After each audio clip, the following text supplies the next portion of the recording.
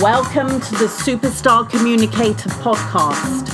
My name is Susan Heaton-Wright, a leading impact, speaking and communications expert.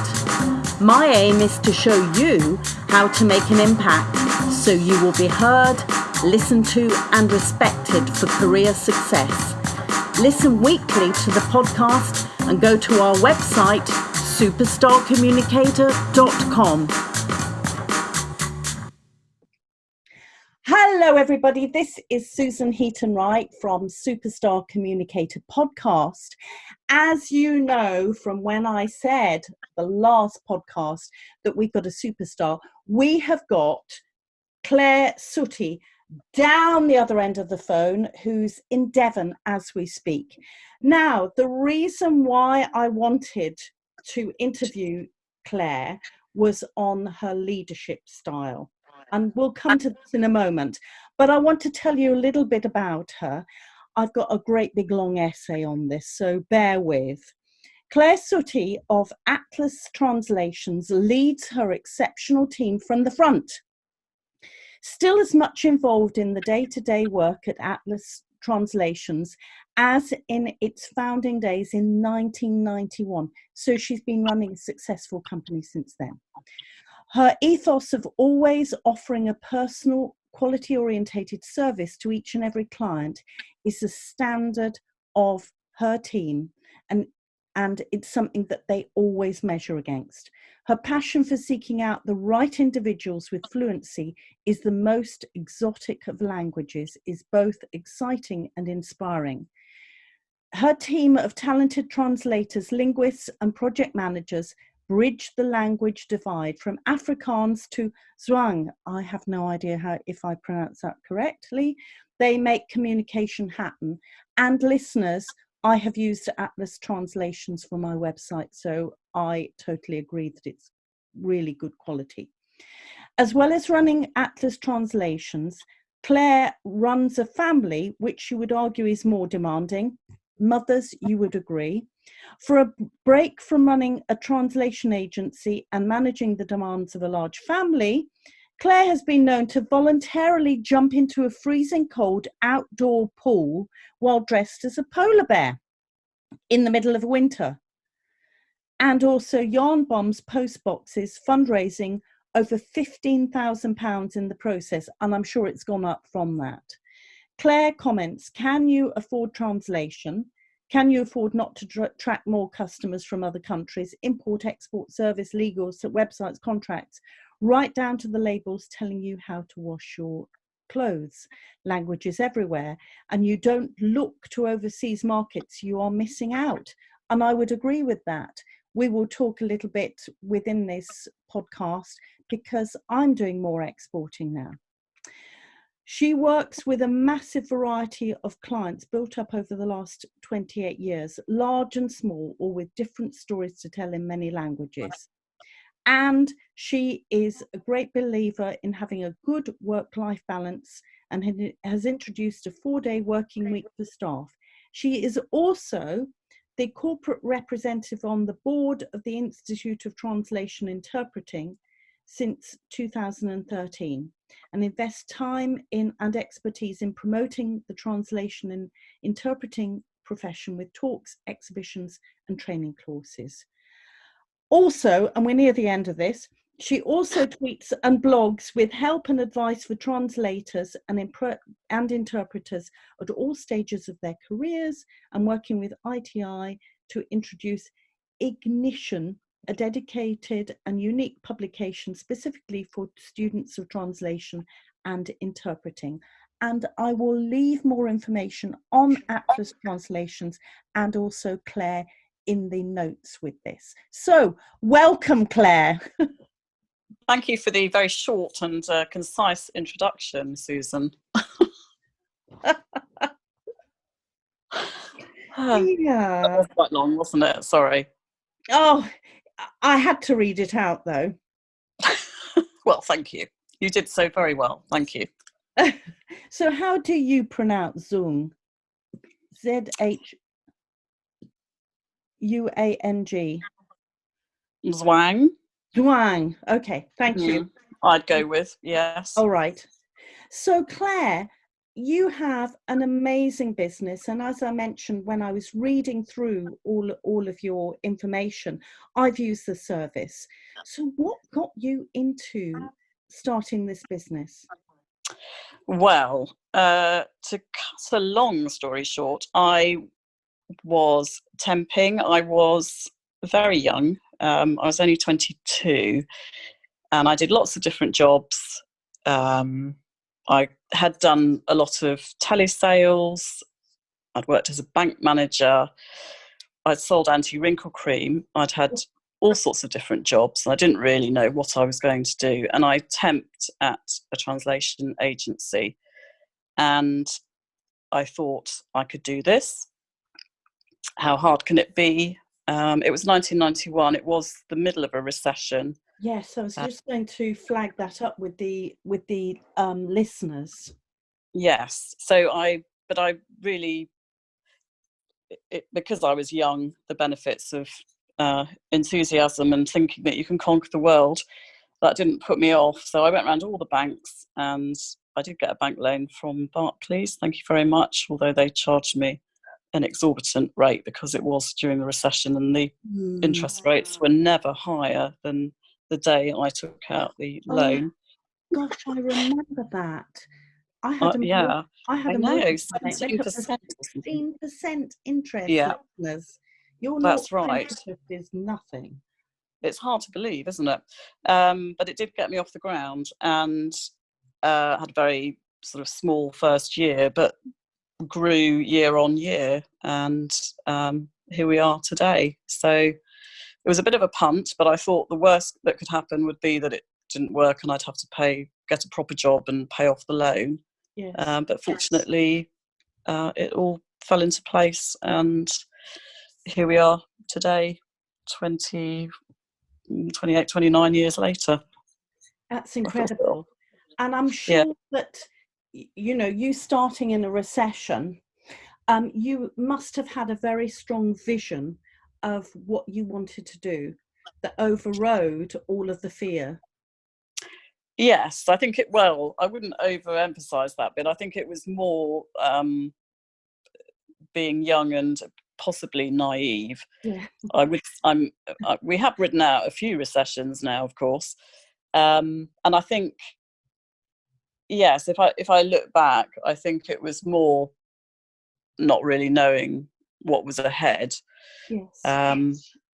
But also I learned a lot as I went along, and obviously now I've seen most of the pitfalls, and if there was a mistake, I probably made it along the way.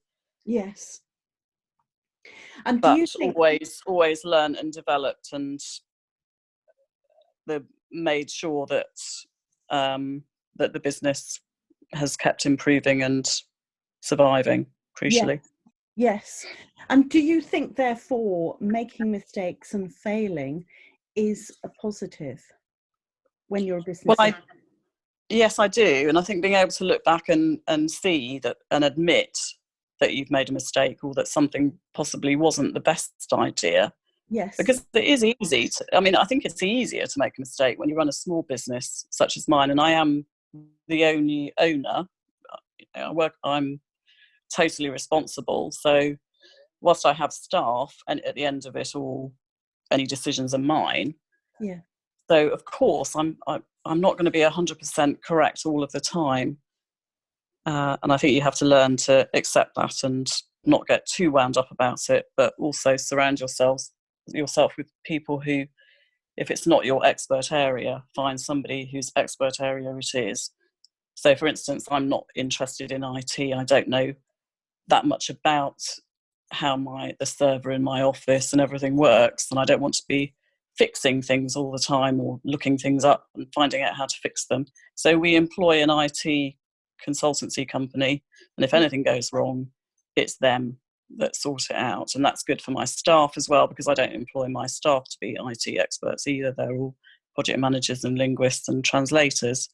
So I think it's really important to, if there's something that you don't know anything about, it's best to get somebody who does to look after it for you. I think that's a really, really good point.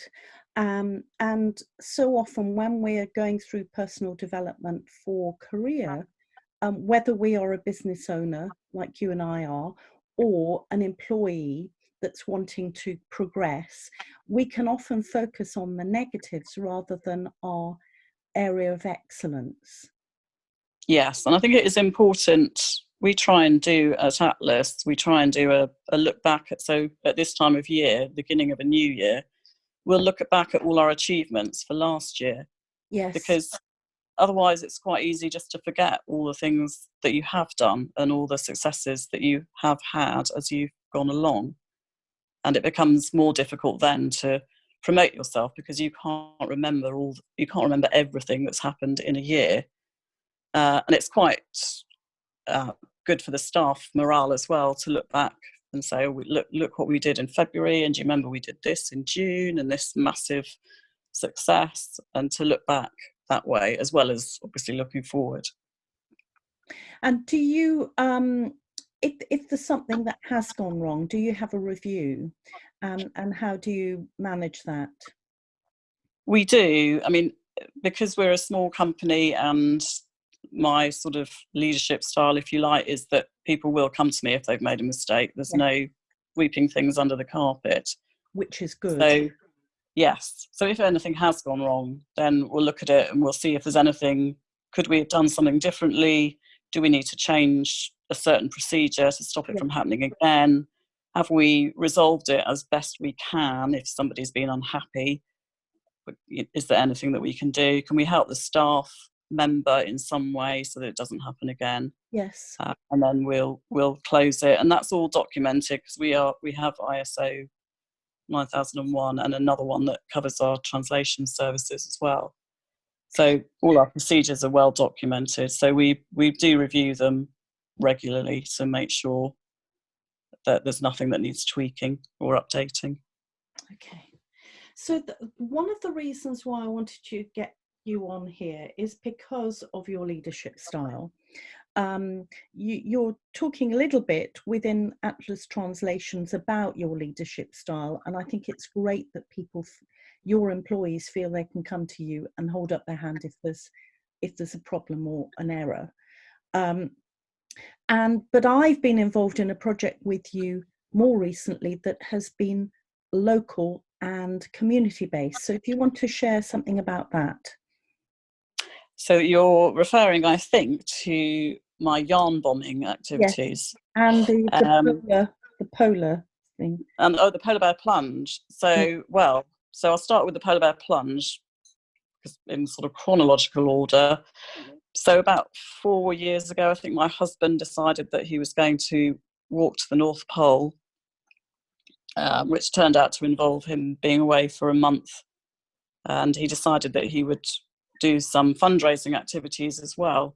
So we realised he put a target of £30,000, and he was raising money for cancer research in a local charity in St Albans called Earthworks. Yes. And we realised quite quickly that things like cake sales and raffles and smaller projects weren't really going to raise £30,000. Mm-hmm. So we were looking at other ways that we could raise money.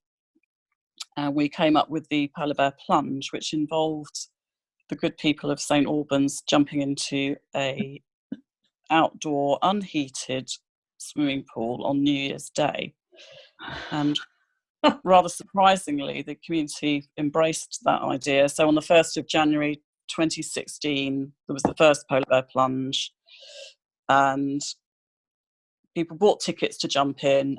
They did it in fancy dress. It was great fun. It was very cold, obviously. The youngest person jumping in was 5. The oldest was 67, I think. And that raised about £5,000. So all the proceeds went directly to the fundraising. And in the end, Ed raised about £55,000, I think, in total. Amazing. So that was brilliant. And people kept asking me, would I do it again? So we did. We did it 2017, 2018 and 2019. And at that point, I decided I have got a young family, as you mentioned, and I felt a bit bad that the entire Christmas and New Year was spent organising things for the Polar Bear Plunge, whether it was, you know, cooking 300 baked potatoes or just turning up on New Year's Eve to dragging my friends in to make coleslaw and all sorts of things. So I spoke to the good people at Earthworks, who were the main charity that we were supporting, and they took it on, and they have run the Polar Bear Plunge on the 1st of January 2020, and it was a massive success. Which is I'm looking forward to seeing how much that's raised, and it's become a bit of a St Albans institution, so I'm very proud to have started it and been involved, and it's such a fun thing to do, and part of it is the spectating as well, I have to say. I mean, there are some people who are never going to jump in, me included, understandably, but spectators are just as important, and it's such good fun to watch. It really is. There's a little video, there's a Polar Bear Plunge website, and there's a video that the BBC made for us one year, which sort of sums it up in about 90 seconds, so it's worth a watch if anybody's wondering what on earth I'm talking about. I'll try and find that link and put it in the notes. But I should flag up, Claire, that you now live in Devon, so you were coming back in holiday time to run it, which wasn't very practical, along with having a young family.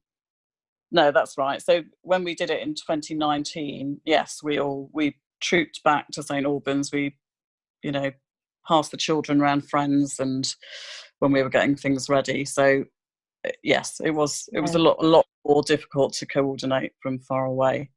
But congratulations that you've raised so much money with what was a silly idea in the first instance. Yes, maybe silly idea is the wrong word, but you know what I mean. Crazy. I do. I know what you mean. And last year we went out on a real high because we had over 400 people jumping in. No. They don't all jump in at the time, I should mention. So it was great fun, and I look back on it very fondly and a bit chillily. Yes. And I have swum in that pool in late October, and it with a wetsuit, and it was so cold I had to get out after a length. Yes. Oh, you did well for a length. Oh, it was. Because a lot of people at the plunge say, "Oh, I'm going to swim a length or a width," and they don't. They just get straight out. Yeah. Once they've jumped in and you see their faces, it's a shock. It's a shock, and your body, it aches because it's trying desperately to hold on to warmth. It really is quite something. It's not something I. You do feel great afterwards. Well, you definitely feel better, and a lot of people have said that they've, it's got rid of their slight hangover, although I wouldn't recommend doing it when you're heavily hungover, obviously. Yes. Yes. And then, of course, I started, so to replace, I suppose the yarn bombing overlapped with the Polar Bear Plunge as well last year. But yes, I met a lovely lady in her 80s who was part of the Secret Society of Hertfordshire Crafters, I think it's called. Apologies if I've got the name wrong.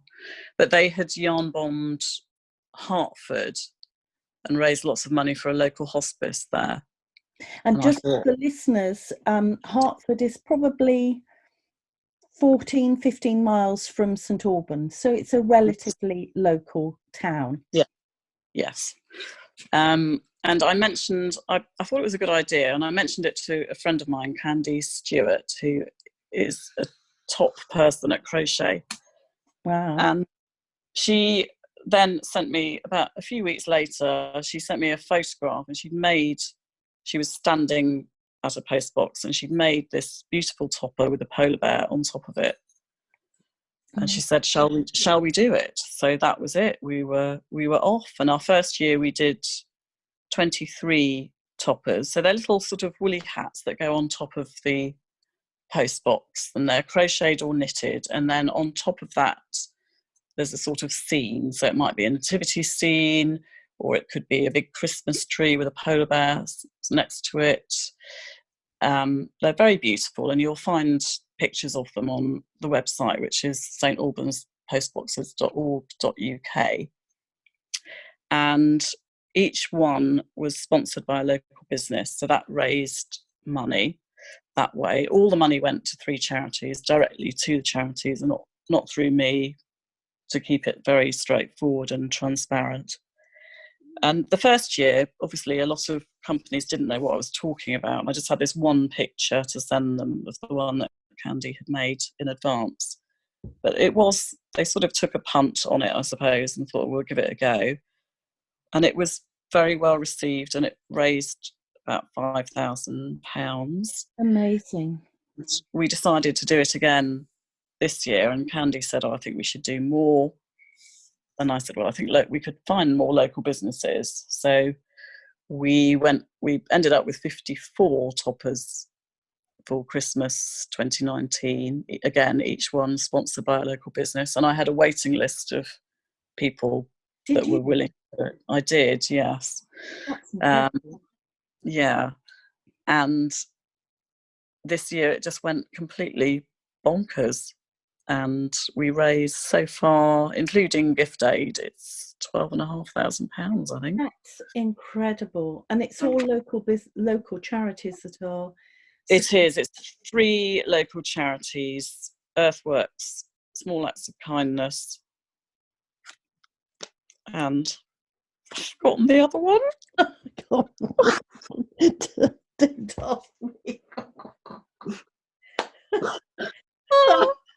the other one?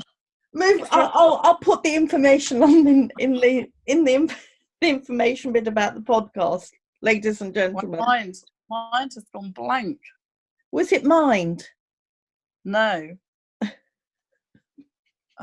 Age Concern. Age Concern, of course, yes. Oh, dragged it. Sorry about that, Age Concern. Yes. So all the money is split between them. So they'll be getting around over £4,000 for each one. Incredible. And I should add that they are all over St Albans, in Redbourne, Wheatamstead and Harpenden, and there's a little map, so you can go round, and one of the other companies supporting it they put a QR code so that you could map which post boxes you had been to. That's right. Each time you visited one, you could scan a code, and that would enter you into a competition. And we had thousands of competition entries. That's amazing. And all the a lot of local businesses, such as your business, donated prizes. So that has been, I think there's over 20 prizes that we are distributing at the moment. So. Oh, that's absolutely brilliant. And it's part of Christmas. I've walked around St Albans and I can hear parents saying to children, come on, let's get the smartphone out. We need to scan this code in. So yes, people are really looking out for them now. It's part of... No, it's been a real pleasure to see all the photographs and the families that are doing it, and all the messages that we're getting with the donations as well. It's a really lovely project to be involved in. Amazing. But there's a lot of people involved. Whilst it's me leading it and doing the social media, there's all the crafters who have been working since March in the year, the people that put them up. So we had teams of runners going around St Albans. It was really good fun at the launch, going off, doing it. I've got sort of local bloggers covering it as well and being really supportive, taking lovely photographs, which I've been able to use on social media. And then the community themselves have really embraced it and been sharing and getting their friends and relatives over to St Albans to do the trail. So yes, I feel like it's been really warmly received and possibly loved. It's been lovely to see it. It's absolutely incredible. And you've hit the nail on the head that, yes, you have led it, but there have been a number of diverse groups and all volunteers and businesses. I can think of a couple I can't say that enough, that it is completely, nobody is paid for anything. That's all the materials, wool isn't inexpensive. No. So yeah, everything that's been done everything that's been made, all the time and that's been put into it. It's all entirely voluntary. So yeah, it's been really good fun, and people have really enjoyed.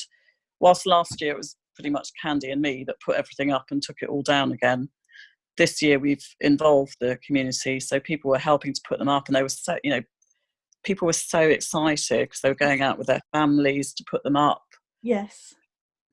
And we'd arranged a day, the 1st of December, that they would all appear during the day on the 1st. And there were one family that just couldn't wait, and they did it on the evening. And they sent me this. I don't know if you saw the little video. I did post it, but the children were jumping up and down, and it was outside the sorting office in St Albans.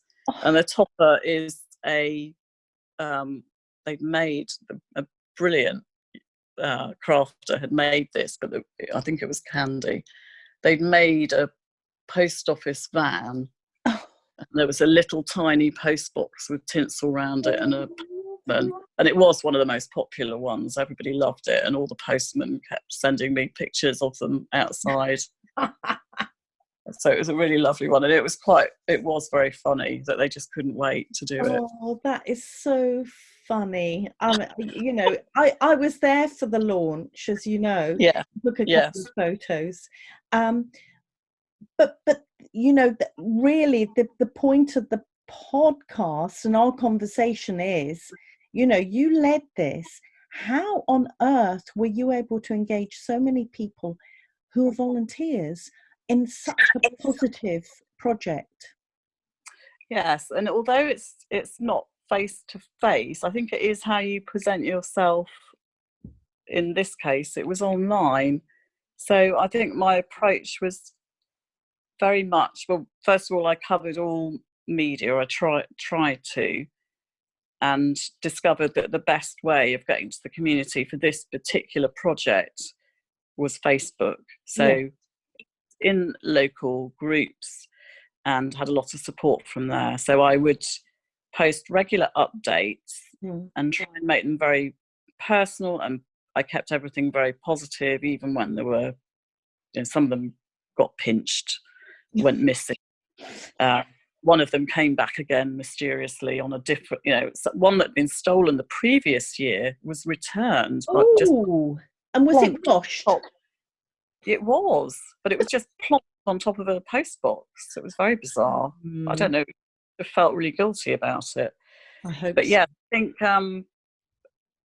I discovered that presenting yourself in that way, you could get a lot of support. And I took a lot of time and made sure that when people contacted me, I always replied to them. Yes. And you do get silly messages. When they were stolen, people were saying we should have CCTV on all of them. We should take them in, all 54. We should take them all in every night and then put them out again every morning. Everybody had an opinion, but you had to, you have to, just as in business, when people say things that you don't possibly agree with, you have to take it with good grace and thank people for their input. So I think there are, it's a bit like running a business and leading that way. Yes. And I always ask my guests what their 3 top tips are for being a good spoken communicator. Well, I think be yourself, and in person. For me, I'm not naturally a tidy person, shall we say? Well, I won't make myself sound too bad, but I don't do very well, immaculately well groomed very well, and I have tried, and it just isn't me. So I'm a bit more informal, casual. I will still dress up, obviously, if I'm going to present, but I make sure that I'm comfortable in what I'm wearing. And I did go to see a major pharmaceutical retailer in the early 90s, quite early on, and I wore very high shoes. And I went down to meet them, and I fell down some stairs. Oh no! and I really bruised my bottom. And I just remember getting there and just trying not to cry because it really hurt. It really, really hurt. And these people coming out to meet me, and I was sort of shaking hands with them, thinking, "Ow, ow, ow, ow." And yes, I don't generally wear very high shoes to go and meet people anymore. It just really wasn't me, and I was trying to be something that I wasn't, and I wasn't comfortable. Be prepared would be my second point, which sounds very obvious, but you'd be amazed at the number of people that don't think that's obvious. That the presentation overruns or finishes too soon because they haven't gone through it and seen how long it takes, and so they've run out of time and they don't get their key message across. And death by PowerPoint to be avoided. Been to presentations where somebody has stood at the front of the room and just read their slides out loud, often in a very boring voice. And you think, why am I here? Because I could have just got the slides and read them myself. So I think that's a really, really good point. I try and avoid very lengthy PowerPoint slides altogether, and if you can speak without PowerPoint, all the better. But it does tend to be the go-to way of presenting, and I would steer clear of very long, wordy slides, because everybody then just starts reading what's on the screen instead of listening. Yeah, absolutely. You might as well give handouts and then ask by email and ask people for their responses. Yes.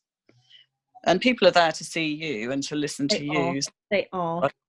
They deserve you to spend some time out what you want to get across, what you think they want to hear, and then getting it out there in an interesting way.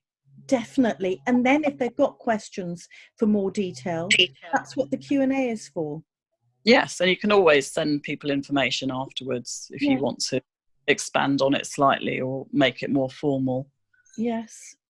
Oh, 3 really, really good points. So, Claire, what's the plan for 2020? Well, we are experiencing a really good upturn in our business at Atlas at the moment, so I'm hoping that's going to continue. We are a bit unsure of what's going to happen with leaving the European Union. We're a bit about it in our business, and I've got suppliers in Europe, I've got clients in Europe, I've got staff who are from Europe. Yes. It's a very unsettling time for everybody, so I'm waiting to see what will happen, and hoping that will bring us at least the same level of business as we're getting at the moment, but I'm unsure if that's going to happen. Yes. So we are going to explore new markets and try and look beyond Europe. Yes. So that's quite exciting. My team that I have at the moment are brilliant. As you said, we've started a 4-day week, which we started in July last year, and we thought we'd try it for 6 months and see what happened, and it's been brilliant. Great. We've had more rather than less, so there's been no negative effects that we can see. So I've got a great team in place, and I'm looking forward to seeing what the business will bring. And as far as the yarn bombing goes, we are planning a summer project as well in St Albans, so watch this space. Ooh, and I want to box. Brilliant. I think that you have got, from a point of view of a leader, you've made a very, very interesting point that we are living in a world that we don't know what's going to be happening. We're going to be leaving the EU on the 31st of January. And what does your business and our economy have in store for us? And we don't know. And as a leader, you've demonstrated to me that you are aware of this and you're keeping an open mind. Yes, I'd say so. And it is difficult because because we don't know, we can't really plan for it. It's usually when something's going to happen, you have all the information that you need and you plan accordingly. But this is an occasion where we don't have a lot of information. I've looked at all the papers and that the government have put out, particularly relating to freelancers and employing staff, and it's not nailed down at all. There's nothing. It isn't. They still don't know, do they? They still don't plan those details. No, it's just going to be a rolling ball of information that you just have to try and keep track of. Yes. Right. So, is there anything else you would like to add for our listeners? And Claire, I do apologise. They've decided to do some hedge cutting outside the house. That's why there's this background noise. So apologies. Yes, you just can't plan some things. I know. You? No. No, I think we've covered lots today, and I'm sure as soon as we put the phone down, I'll think of something else. But yes, I think we've covered a lot. Well, thank you so much, Claire. I know that you're incredibly busy, and you've got family life as well as running the business and the volunteer work. Thank you so much for your time. I know, listeners, you will have got a lot out of this, because we all want to lead in a way that the people that we work with, our employees or team, feel that they can come to you and be honest so that you can move forward. And that is a highlight for me in this interview. Thank you, Claire. Thank you, Susan. Thanks for having me. You have been listening to the Superstar Communicator podcast. Don't forget to subscribe and review the podcast on iTunes and on apps. Please contact us if you want to discuss any topic, could suggest a topic for us to include, or a guest who could come onto the podcast. Go to superstarcommunicator.com.